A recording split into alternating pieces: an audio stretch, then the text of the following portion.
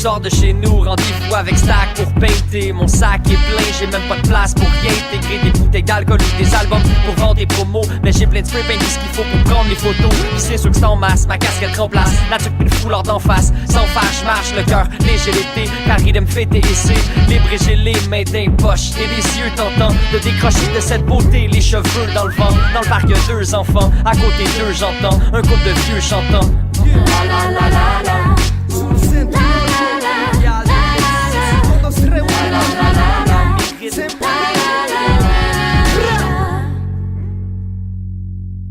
Bonsoir à tous et à toutes, bienvenue à Radio Anonyme. Ce soir à l'émission, nous abordons un phénomène social qui touche plusieurs pays à travers le monde, celui des enfants et jeunes de la rue.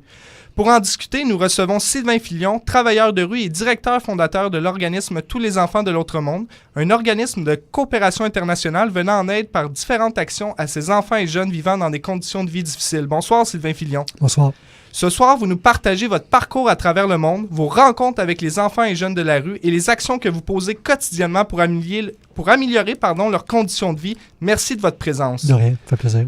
Enfin, chers auditeurs et auditrices, ne manquez pas la chronique culturelle de cette semaine présentée en fin d'émission. On débute notre entretien avec Sylvain Filion tout de suite après Tu me haces falta de Los Vázquez. Sin ti los minutos me parecen años. Como te extraño, quiero verte. Aquí vienen los vaqueros. No puedo vivir, tú me haces falta. Tú me haces falta mi amor. Tú me haces falta. Aquí vienen los vaqueros. No puedo vivir, tú me haces falta. Tú me haces falta mi amor. Tú me haces falta. Sin ti los minutos me parecen años. Como te extraño, quiero verte. Siento tu perfume aquí en mi cama. Como se extraña, quiero verte. No puedo vivir, tú me haces falta. Tú me haces falta mi amor. Tú me haces falta.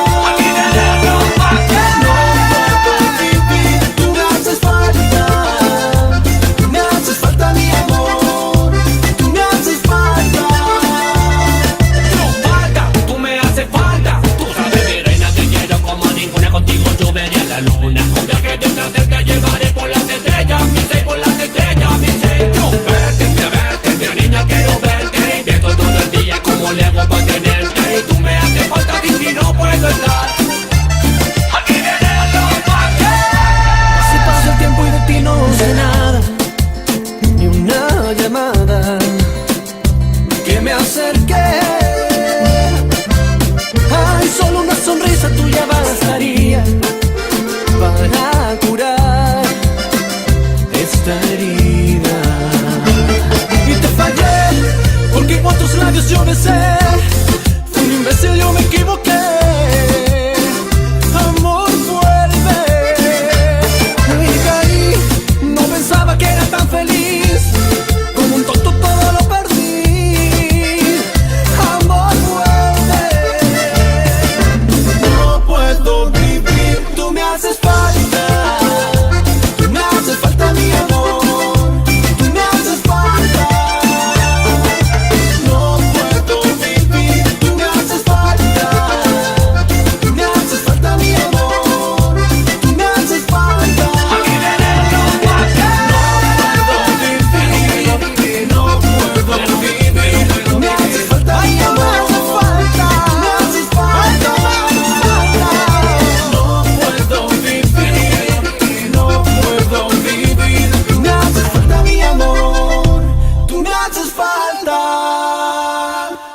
Vous écoutez Radio Anonyme, enregistré dans les studios de CIBL 101.5 Montréal. On débute notre entretien avec Sylvain Filion, qui est, comme on le disait en début d'émission, directeur fondateur de l'organisme Tous les enfants de l'autre monde. C'est également un voyageur, quelqu'un qui fait le tour du monde qu'on a aujourd'hui avec nous. Comme première question, Sylvain Filion, on aimerait savoir, là, vous avez passé un séjour en 1995 au Guatemala. Mm-hmm. Vous avez fait une promesse à ce moment-là, due à une rencontre que vous avez faite avec des enfants et jeunes de la rue. Pouvez-vous nous parler un peu de ce moment-là? Oui, ben c'est ça. En 95, c'était dans le fond la 34e année d'un conflit qui existait au Guatemala. Un conflit qui a fait énormément d'enfants et de jeunes orphelins. Donc, c'est un pays qui est en guerre depuis relativement longtemps. Et puis, en 95, je participais à une mission de paix sur les droits humains, justement. Et puis, durant ce séjour qui s'organisait avec un organisme là, québécois, j'ai pu aller à la rencontre des enfants et des jeunes qui vivaient dans la rue, dans des parcs de la capitale, là, à Guatemala Ciudad. Et puis, ben, c'est ça, après avoir passé une journée avec les enfants, les jeunes, la soirée aussi, avoir été dans différents parcs avec eux et avoir vu des enfants, des jeunes là, qui avaient 4 ans, 5 ans, 7 ans, 9 ans, vivre dans des conditions très, très difficiles, mais vivre en même temps en très grande solidarité. Ben, c'est ça, j'ai été très, très, très touché de voir qu'il y avait des enfants qui pouvaient vivre dans la rue. Et puis, ben, c'est ça, j'ai fait la promesse à ces enfants-là et à ces jeunes-là en quittant la rue ce soir-là de consacrer ma vie à faire en sorte qu'il y ait moins d'enfants et de jeunes là, en situation de rue dans le monde. Donc, c'est un moment important dans votre vie.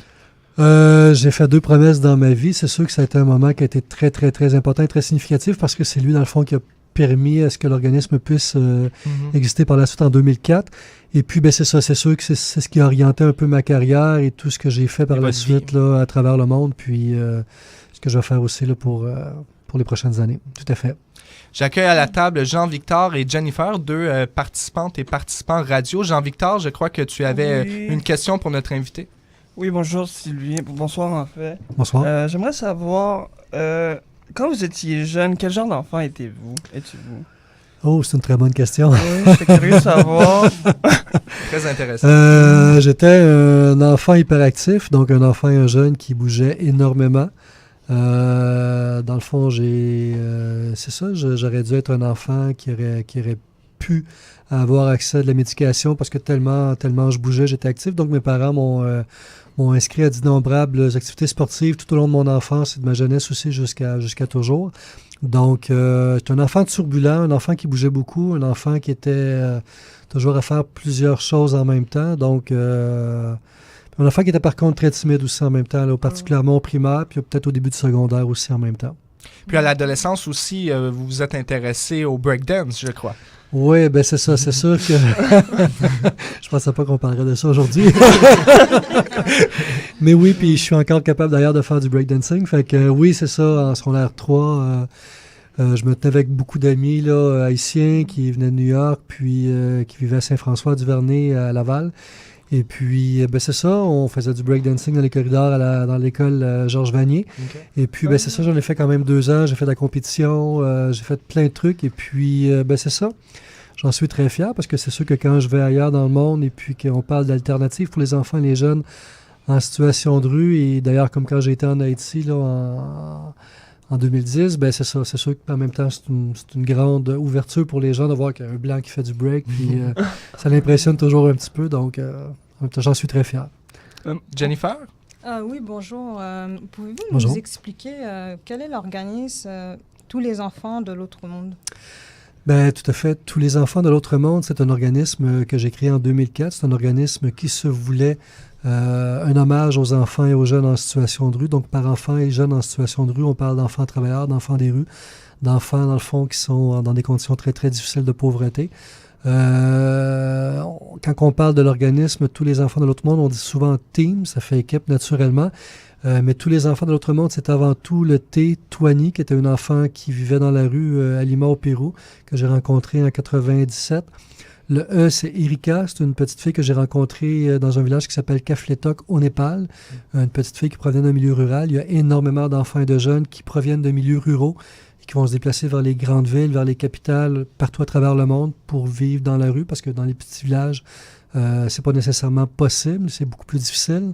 Et puis le A, c'est un jeune garçon que j'ai rencontré qui avait 15 ans, mais qui vivait dans un parc à Dakar, au Sénégal, qui s'appelait Amadou. J'avais été faire une conférence là à cette époque-là à Dakar. Et puis, ben c'est ça, j'avais rencontré Amadou dans un parc. On avait jasé très longtemps.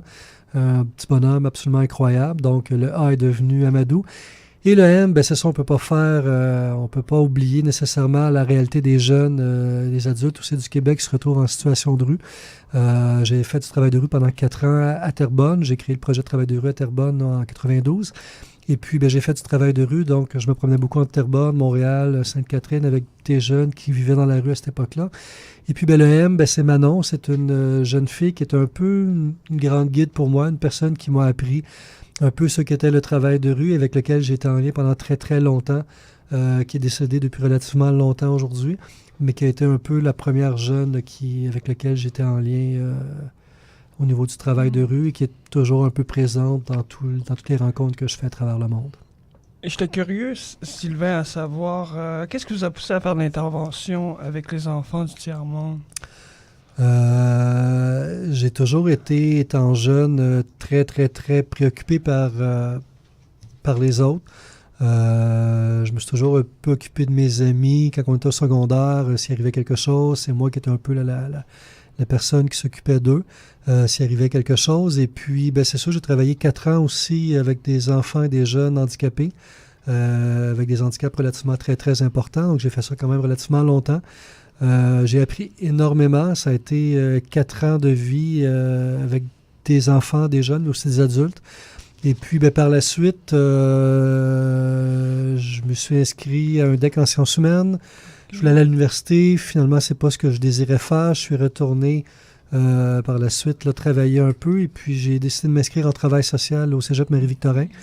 Et puis, en commençant mon DEC au Cégep Marie-Victorin en début 90, je me suis retrouvé par la suite à être engagé comme coordonnateur d'un projet de maison de jeunes et puis d'un projet de travail de rue aussi en même temps à Terrebonne. Vraiment intéressant comme parcours, Sylvain Filion. On va continuer notre entretien avec Sylvain Filion tout de suite après avoir écouté Vivir Sinare des Mana.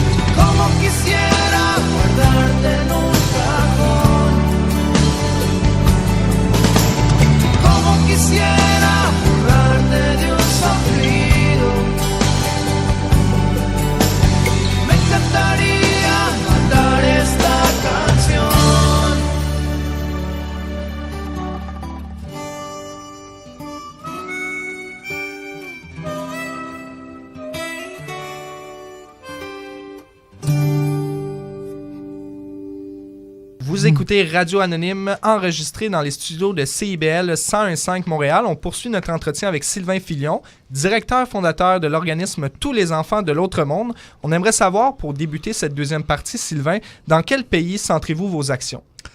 Tous les enfants de l'autre monde est présent dans une dizaine de pays dans le monde, mais particulièrement, je te dirais, en Amérique latine. C'est sûr qu'on a beaucoup de nos actions qui se sont développées au Pérou particulièrement. Au Guatemala, où on a commencé dès 2004 à mettre en place des activités et à construire d'ailleurs une clinique de santé. On était présent très, très longtemps aussi en Afrique, au Mali, où on avait une programmation avec l'ACDI qui s'est terminée malheureusement il y a 2 ans. Et puis le Népal depuis quand même à peu près 5 ans aussi. On est quand même présent. On est particulièrement là, impliqué en Amérique latine. Puis aussi dans les Caraïbes, je crois, là, à Haïti aussi. Oui, on a commencé une intervention en Haïti en 2010 suite au tremblement de terre, justement. D'ailleurs, la journée où il y a eu le tremblement de terre en Haïti, on était en conseil d'administration et on avait décidé ce soir-là que justement, on commençait une programmation en Haïti avec un partenaire en travail de rue. Et puis, c'est ça, en fin de la soirée, on a su qu'il y avait eu un tremblement de terre. Donc, c'est sûr que ça l'a réorienté un peu toutes nos activités au niveau d'Haïti. Puis, par la suite, on a été présent dans un camp de réfugiés à Delma 3, où on fait des activités là, éducatives, artistiques avec des enfants et des jeunes, éducation, et puis beaucoup d'aide au niveau alimentaire avec les enfants et les jeunes. Vous en avez parlé tantôt lorsque vous parliez de Manon, cette jeune de la rue d'ici. On aimerait savoir un peu quelle action posez-vous au Québec, justement, parce que, on n'est pas sans savoir qu'il y a aussi des besoins au Québec. On aimerait savoir un peu quelle action vous posez ici. Tous les enfants de l'autre monde, depuis 2013, a développé un volet au Québec qui est un peu un volet qui est pas nouveau, mais qui est quand même pas très, très vieux comparativement à nos activités ailleurs dans le monde. Donc, on distribue des déjeuners dans les écoles, dans 4 écoles de la ville de Mascouche, où des enfants et des jeunes fréquentent ces écoles-là et arrivent le matin sans avoir déjeuné. Donc, on a quand même une proportion relativement intéressante là, et malheureusement importante d'enfants et de jeunes qui arrivent à l'école le matin qui n'ont pas déjeuné. Donc, c'est sûr que nous, ces enfants-là, ces jeunes-là, nous sont référés et ça nous permet de pouvoir répondre à des besoins parce que justement, on n'était pas au courant avant qu'il y avait des besoins à ce niveau-là. Donc, depuis qu'on a réussi à développer un partenariat avec certaines écoles, on est capable de répondre à des besoins, d'offrir des repas pour les enfants et les jeunes qui arrivent en classe le matin et parfois qui va aussi se solder par des dîners aussi en même temps parfois. Intéressant. J'ai avec moi Swalness et Betty, 2 participants et participantes radio.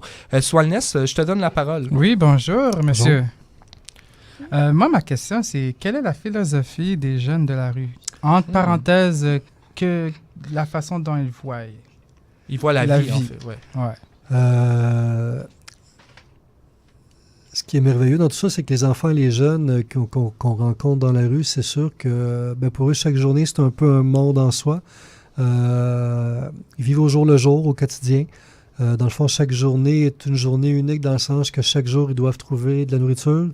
Ils doivent s'organiser pour être en sécurité. Ils vont des fois devoir mendier, devoir aller à certains endroits pour trouver toutes sortes de façons de subvenir à leurs besoins. Donc, c'est sûr que c'est une quête. Tous les jours, les enfants et les jeunes doivent s'organiser pour survivre. Ils ont des amis, ils ont des copains et copines aussi. Donc, il y a toute une vie sociale et personnelle aussi qui s'organise autour de la rue. C'est des enfants qui sont très solidaires et des jeunes aussi qui partagent beaucoup entre eux, mais en même temps aussi, il y a quand même aussi beaucoup de compétition dans le sens que la vie est difficile dans la rue. Donc, on voit des gestes qui sont absolument merveilleux dans la rue, mais on voit aussi malheureusement beaucoup de détresse, de pauvreté aussi dans ce que les enfants et les jeunes vivent. Mais moi, je pense que ce que je retiens beaucoup de tout ce que j'ai pu faire depuis très très longtemps, c'est beaucoup d'espoir et beaucoup d'enfants et de jeunes qui ont beaucoup à nous apprendre justement sur la solidarité. Là, vous venez de nous parler justement de ce que vivaient les enfants qui sont dans la rue. Est-ce que vous pouvez nous expliquer du processus qui amène justement ces jeunes-là à être dans la rue? Oui, tout à fait. C'est sûr qu'au Pérou, il y a eu un conflit civil qui a été relativement important, qui a commencé en 1980 dans les campagnes là, autour de Lima, dans différentes villes. Et puis, ce conflit-là s'est propagé par la suite dans les bidonvilles de Lima et dans la capitale.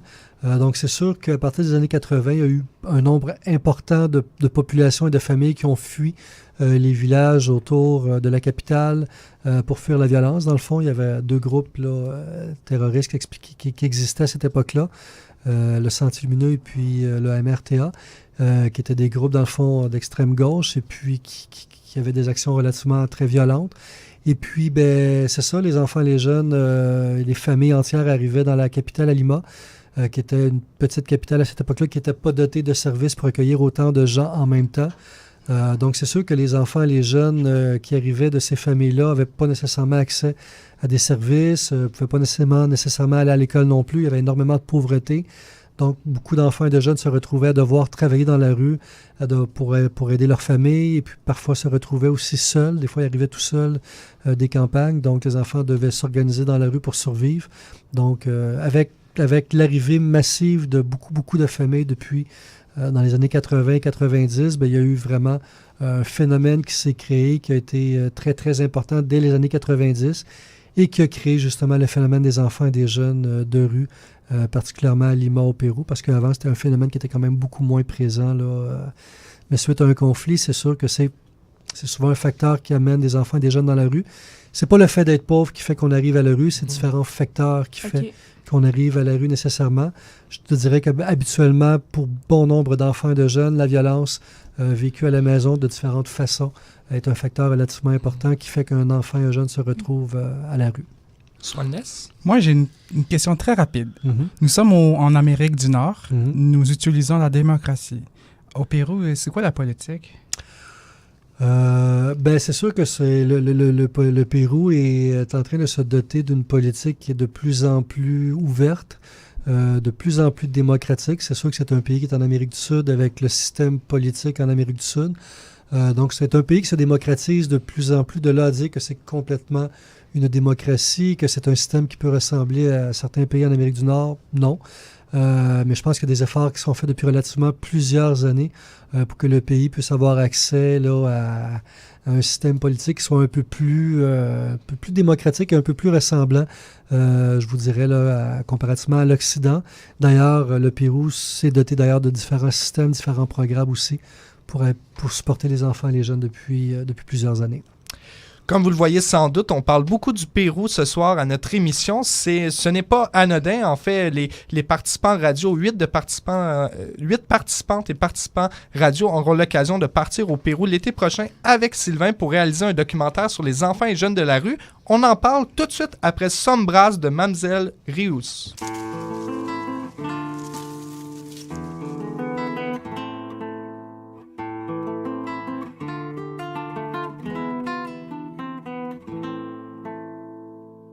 El silencio de la noche, las nubes liberan la luna.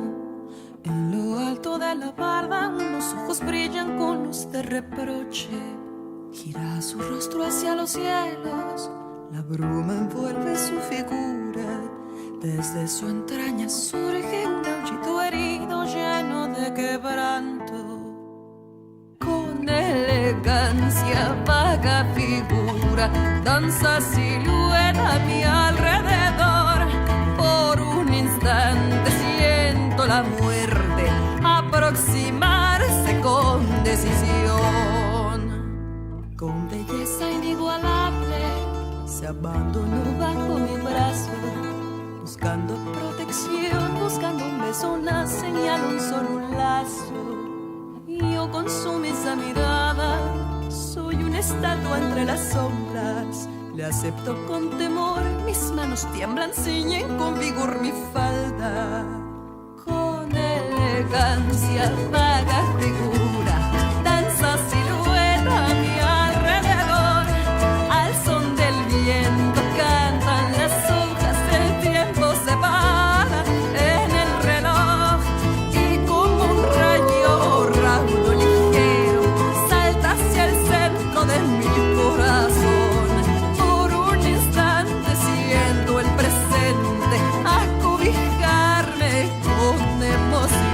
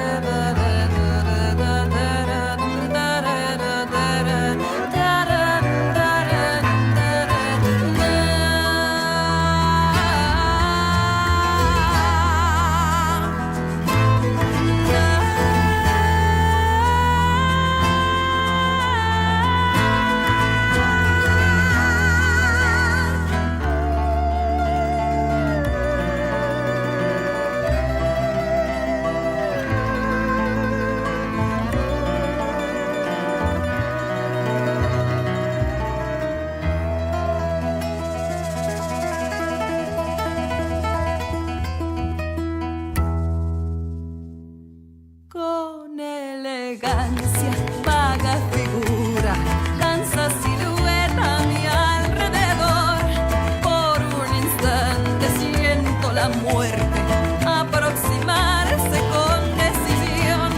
Con elegancia, vaga figura, danza silueta a mi alrededor.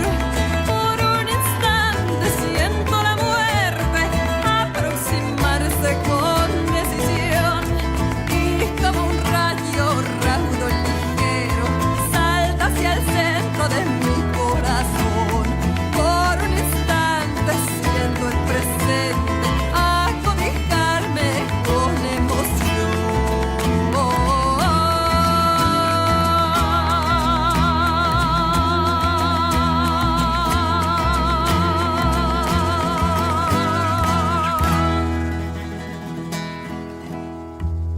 En el silencio de la noche, las nubes liberan la luna, los grillos cantan dulcemente al pie de la montaña.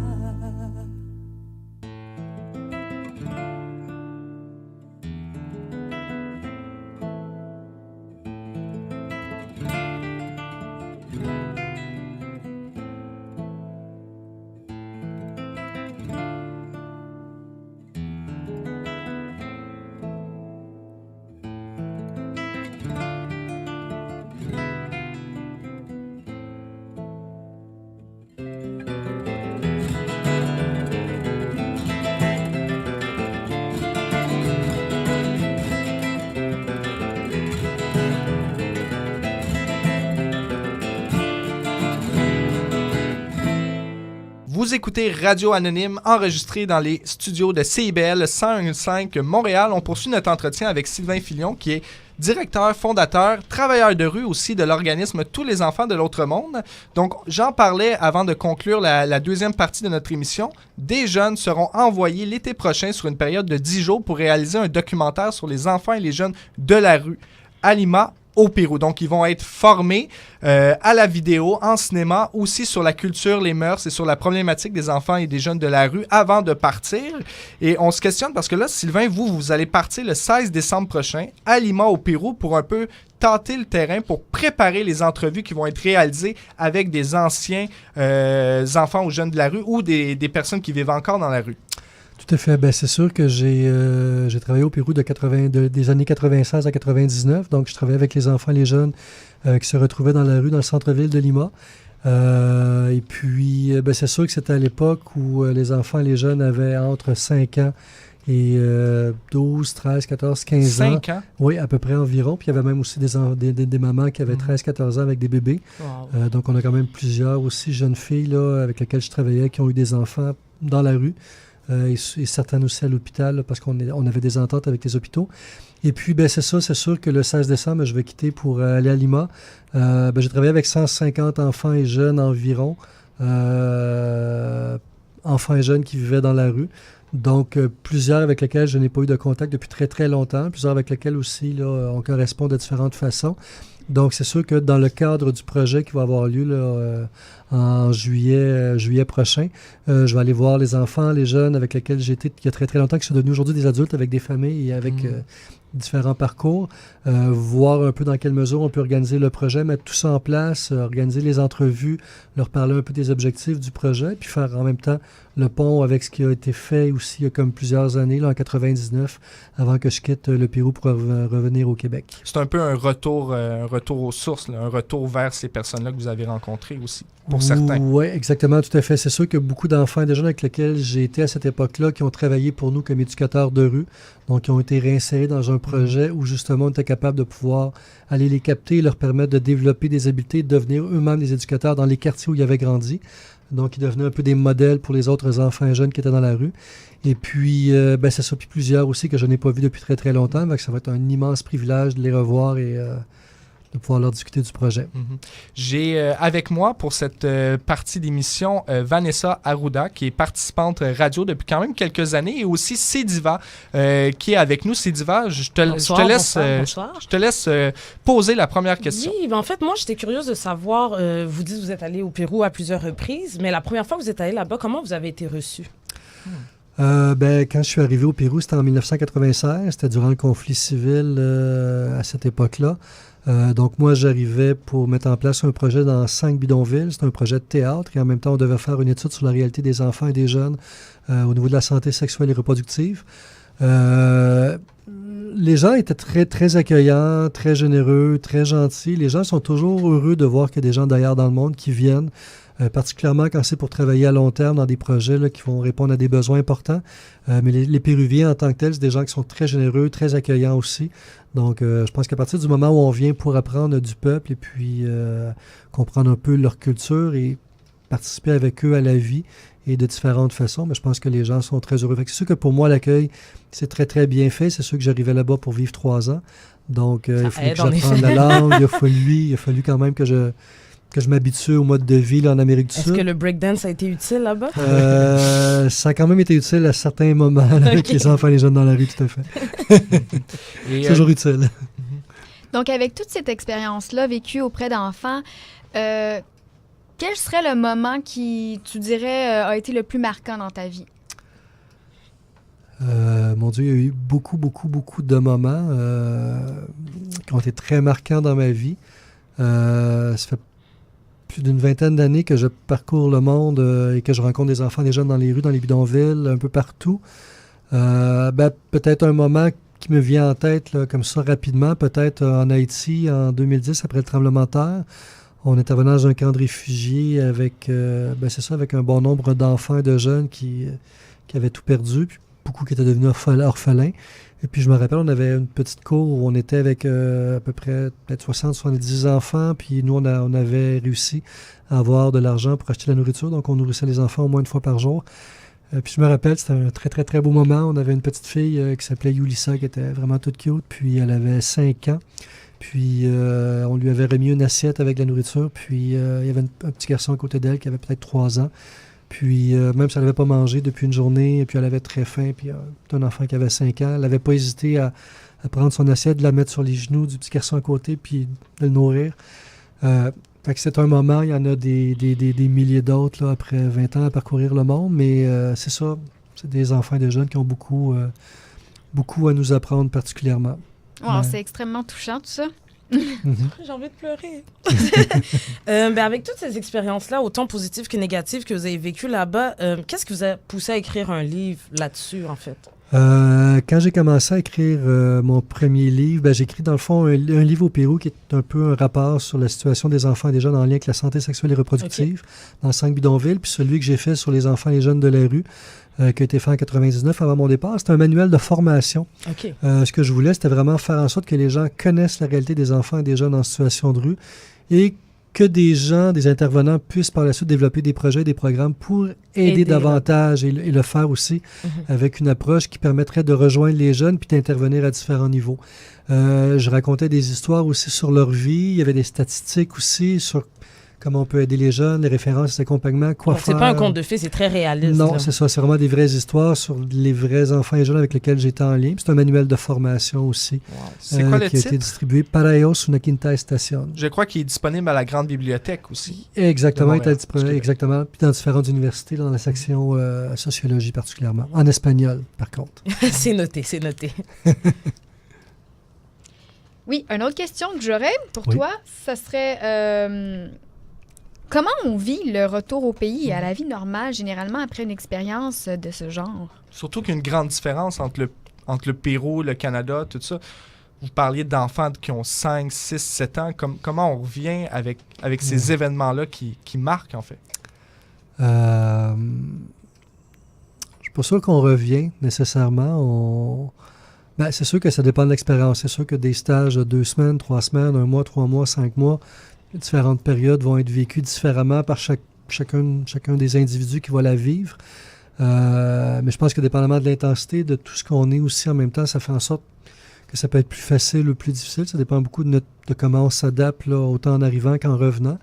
C'est pas simple, c'est très complexe parce que c'est sûr que après avoir vécu 3 ans dans la rue, dans des bidonvilles, en étant confronté à vivre avec des enfants et des jeunes qui sont un peu absolument merveilleux, même si on a des conditions très, très difficiles.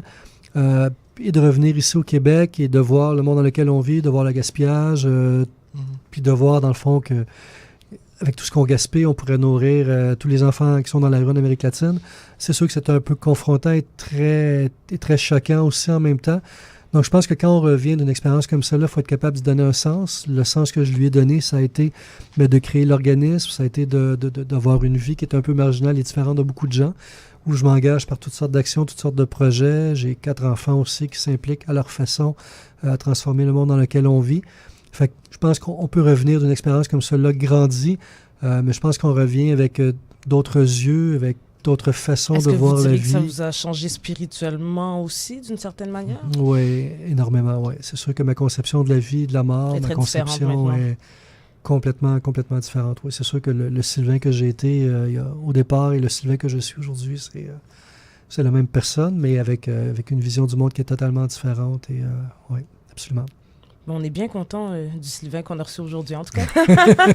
Merci, c'est gentil. On poursuit cet entretien après Muerte en Hawaii de Calle 13.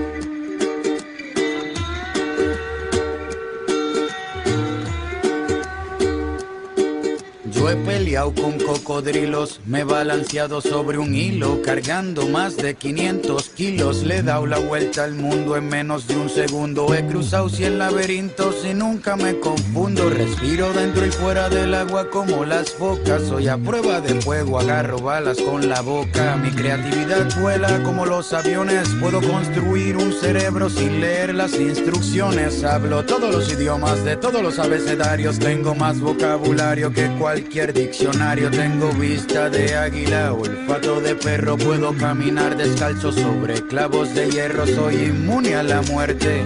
No necesito bendiciones porque siempre tengo buena suerte. Ven conmigo a dar un paseo por el parque porque tengo más cuentos que contarte que García Márquez. Por ti, todo lo que hago lo hago por ti. Es que tú me sacas lo mejor de mí. Soy todo lo que soy porque tú eres todo lo que quiero. Por ti, todo lo que hago lo hago por ti. Es que tú me sacas lo mejor de mí. Soy todo lo que soy porque tú eres todo lo que quiero. Por ti, todo lo que hago lo hago por ti. Es que tú me sacas lo mejor de mí. Soy todo lo que soy porque tú eres todo lo que quiero. Puedo brincar la cuerda con solo una pierna. Veo en la oscuridad sin usar una linterna. Cocino lo que quieras, yo soy todo un chef. Tengo sexo 24/7 todo el mes. Puedo soplar las nubes grises para que tengas un buen día. También sé cómo comunicarme por telepatía. Por ti cruzo la frontera sin visa y le saco una buena sonrisa a la Mona Lisa. Por ti respiro antes de morirme. Por ti voy a la iglesia y escucho toda la misa sin dormirme. Sigo siendo el rey aunque no tenga reino. Mi sudor huele a perfume y nunca me despeino. Sé pelear todas las artes marciales. También sé cómo comunicarme con los animales. Mientras más pasa el tiempo me veo más joven. Esta canción la compuse sin escuchar como Beethoven. Por ti, todo lo que hago lo hago por ti. Es que tú me sacas lo mejor de mí. Soy todo lo que soy porque tú eres todo lo que quiero. Por ti, todo lo que hago lo hago por ti. Es que tú me sacas lo mejor de mí. Soy todo lo que soy porque tú eres todo lo que quiero. Por ti, todo lo que hago lo hago por ti. Es que tú me sacas lo mejor de mí. Soy todo lo que soy porque tú eres todo lo que quiero.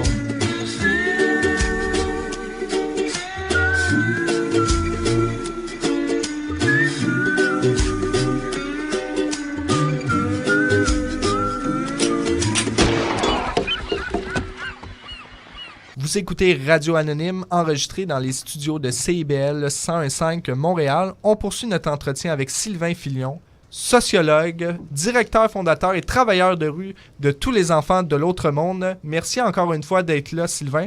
En terminant, une dernière question avant de partir en musique. Tu nous parlais un peu que ta conception de la vie et de la mort avait changé avec tout ce que, avec avec tous les événements que tu as été témoin dans ta vie, dans tes voyages. C'est quoi cette conception-là de la vie puis de la mort? C'est sûr que d'accompagner des enfants et des jeunes qui sont dans la rue, et surtout dans le contexte où je l'ai fait de 96 à 99, où il y avait un conflit civil, il y a beaucoup d'enfants et de jeunes à cette époque-là qui disparaissaient, beaucoup d'enfants et de jeunes qui étaient aussi enrôlés et puis qui mouraient d'accidents. Des enfants soldats. Oui, il y a eu des enfants soldats aussi, exactement. Et puis beaucoup d'enfants sont décédés de la tuberculose aussi à cette époque-là, des enfants et des jeunes avec lesquels je travaillais, que je connaissais très bien. Et d'autres qui sont morts de toutes sortes de façons aussi. Fait que c'est sûr que la vie, la mort fait un peu partie du quotidien de ces enfants-là et de ces jeunes-là. Chaque journée est un peu une quête en soi où ils doivent trouver des solutions pour rester en vie, mais aussi pour se nourrir, pour répondre aux besoins du quotidien. Fait que c'est sûr que la vie, la mort, c'est un peu quelque chose qu'on doit apprivoiser, avec lequel on doit aussi composer quotidiennement. Donc, respecter la vie telle qu'elle est, la mort telle qu'elle est aussi.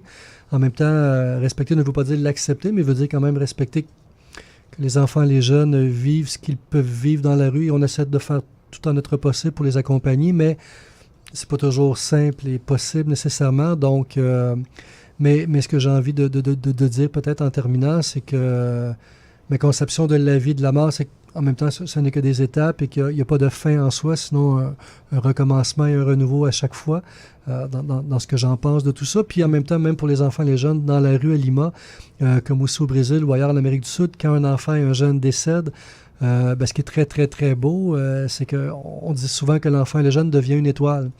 Donc, pour un enfant et un jeune qui est dans la rue, qui perd un ami, qui décède pour peu importe la raison, cet enfant-là, ce jeune-là qui va être mort maintenant, devient un peu comme un repère, devient un peu comme une étoile qui est lumineuse et qui devient un peu un phare pour d'autres enfants et d'autres jeunes qui restent dans la rue et qui vont malheureusement des fois être là longtemps. Donc, malgré la vie, malgré la mort, malgré des fois des vies qui s'arrêtent rapidement, je pense qu'il y a toute une symbolique par rapport à ce début-là et à cette fin-là, dépendamment de notre conception, qui est un peu vécue différemment pour les enfants et les jeunes aussi là, dans certains endroits dans le monde. Merci beaucoup pour ce partage, Sylvain. On se sent vraiment privilégié ce soir de vous avoir eu en studio. Donc, pour compléter cette émission, je vais donner la parole. En fait, j'ai Marco et Swalnes qui sont avec moi alentour de la table. On va faire un peu notre chronique culturelle. Là. Swalnes a un événement culturel à nous proposer. Swalnes? Oui, bien sûr. Comme je le disais la semaine passée, je fais partie d'une équipe de stage en organisation d'événements pour le Centre communautaire de loisirs des Côtes-des-Neiges. C'est à 30 secondes du métro Côtes-des-Neiges. Cet événement, c'est pour le 40e anniversaire du Centre communautaire des loisirs des Côtes-des-Neiges. Alors, comme ça, on a planifié toutes sortes d'activités qui divertira le monde. Il va y avoir de la musique, de la nourriture, des spectacles, des comédies. En tout cas, même un mascotte qui serait en train de divertir les publics qui vont arriver à l'accueil. Ça fait 2 mois et demi qu'on travaille sur cela, puis ça va être pour un samedi. Vers les heures, ce sera entre 6h et 21h. C'est ça. C'est de 18h à 21h. Ce serait... c'est quand? C'est ça. C'est où? C'est à Montréal. C'est au 5347 chemin de la Côte-des-Neiges à Montréal. Ouais. Donc, c'est un événement à ne pas manquer ce samedi. J'aimerais donner un peu le mot de la fin à Marco. Alors, je voulais finir avec cette citation de Bob Marley. S'il y a un problème, il y a une solution. Et s'il n'y a pas de solution, et c'est qu'il n'y a pas de problème. Peace. Bonne soirée. Merci beaucoup. On aura également, je tiens à le dire, mais Sylvain, peut-être en terminant, vous avez un événement bénéfice qui s'en vient très bientôt. Oui, c'est ça. On a un souper haïtien qui va avoir lieu le 25 novembre, qui est une activité là, où on a déjà beaucoup de gens qui ont été inscrits. Donc, on est d'ailleurs rendu un peu à la toute fin des inscriptions parce que la salle est un peu remplie. Mais on a un souper haïtien pour financer un projet, justement, là, d'une garderie communautaire En Haïti, à Croix-des-Bouquets, justement. Donc, pas très loin de l'école qu'on a construite aussi, là, qu'on a terminée il n'y a pas très, très longtemps. Merci beaucoup. Et c'est la veille, Merci ça beaucoup. se trouve à être la veille le 26 novembre, l'événement que Soilness nous présentait, qui aura lieu au Centre communautaire de loisirs de Côte-des-Neiges. Sylvain, un énorme merci de ta présence ce soir. Merci à vous, c'était très, très agréable. Merci à vous. C'était Radio Anonyme, enregistré dans les studios de CIBL 101.5 Montréal. Merci à Manu, Jennifer, Marco, à la technique, ainsi qu'à tous les autres participants et participantes présentes ce soir. À la semaine prochaine. Peace. Je sors de chez nous, rendez-vous avec Stack pour painter. Mon sac est plein, j'ai même pas de place pour y intégrer des bouteilles d'alcool ou des albums pour vendre des promos. Mais j'ai plein de spray paint, tout ce qu'il faut pour prendre les photos. Puis c'est sûr que c'est en masse, ma casquette remplace la tuque puis le foulard d'en face. Sans faire, je marche le cœur léger l'été, car il aime fêter et c'est libre et j'ai les mains d'un poche et les yeux tentant de décrocher de cette beauté, les cheveux dans le vent. Dans le parc, y'a 2 enfants, à côté d'eux j'entends un couple de vieux chantant. La la la la la. Se reúnen, se mezclan.